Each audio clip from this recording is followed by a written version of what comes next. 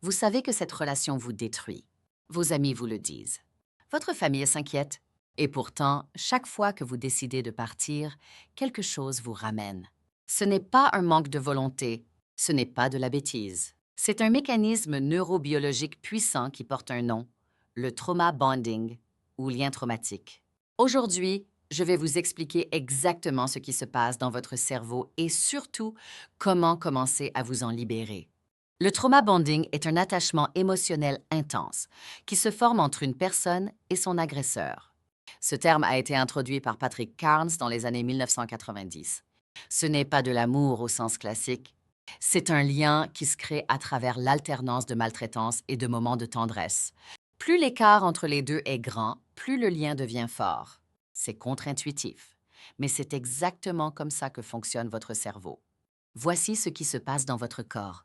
Pendant les phases de tension et de maltraitance, votre cerveau est inondé de cortisol, l'hormone du stress. Vous êtes en état d'alerte permanent. Puis arrive la phase de réconciliation, un geste tendre, des excuses, une promesse. Et là, c'est un flot d'ocytocine et de dopamine. Le soulagement est si intense qu'il ressemble à de l'euphorie. Votre cerveau enregistre, cette personne est la source du soulagement. Exactement comme une drogue. Vous devenez dépendant du cycle lui-même. Le cycle du trauma bonding se décompose en 4 phases. La première, c'est la montée de la tension. L'atmosphère devient électrique. Vous marchez sur des œufs. Vous surveillez l'humeur de l'autre, vous adaptez votre comportement pour éviter l'explosion. Cette hypervigilance permanente est épuisante. Et sans le savoir, vous êtes déjà en train de produire du cortisol en continu. Votre système nerveux est en mode survie. Puis vient l'incident. Une crise de colère, une humiliation, un silence punitif, parfois de la violence physique. Ce moment est terrifiant, mais paradoxalement, il apporte une forme de soulagement. La tension accumulée se libère enfin. Votre cerveau, saturé de cortisol, atteint un pic de stress. Et c'est justement ce pic qui va rendre la phase suivante si puissante. Après l'explosion, tout change. L'autre redevient doux, attentionné, repentant. Il promet que ça ne se reproduira plus.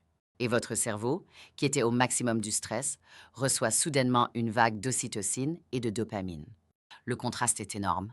C'est exactement le mécanisme du renforcement intermittent, le même qui rend les machines à sous si addictives. Vous ne savez jamais quand la récompense va arriver, et c'est ce qui la rend irrésistible. La quatrième phase est la plus insidieuse.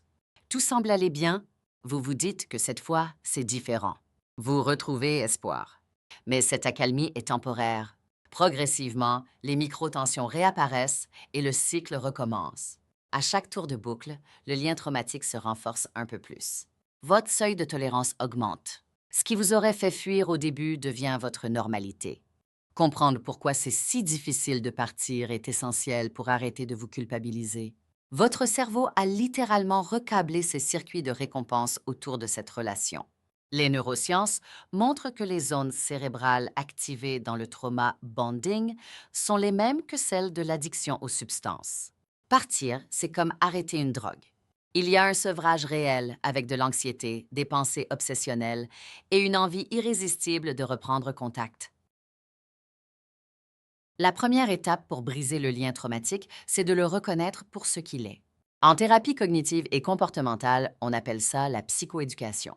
Quand vous comprenez que ce que vous ressentez n'est pas de l'amour, mais une réponse biochimique à un cycle de stress et de soulagement, vous commencez à reprendre du pouvoir. Tenir un journal de vos émotions peut énormément aider. Notez les hauts et les bas. Vous verrez le schéma se dessiner clairement. La deuxième étape, c'est d'interrompre le cycle de renforcement.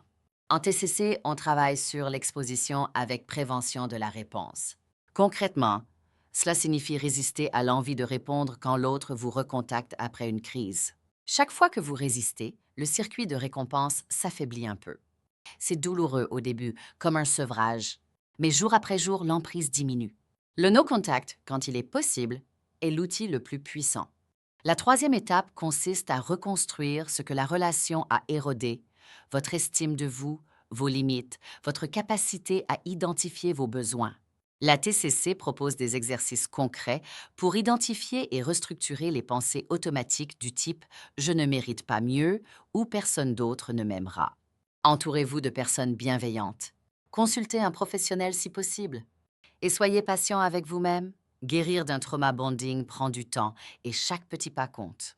Si vous vous reconnaissez dans ce que vous venez d'entendre, sachez qu'il existe des outils concrets pour comprendre et transformer ces schémas. Sur psychologie et sérénité.com, vous trouverez l'article complet, des tests psychologiques gratuits et notre assistant IA spécialisé en psychothérapie TCC, disponible maintenant en toute confidentialité. Le lien est dans la description.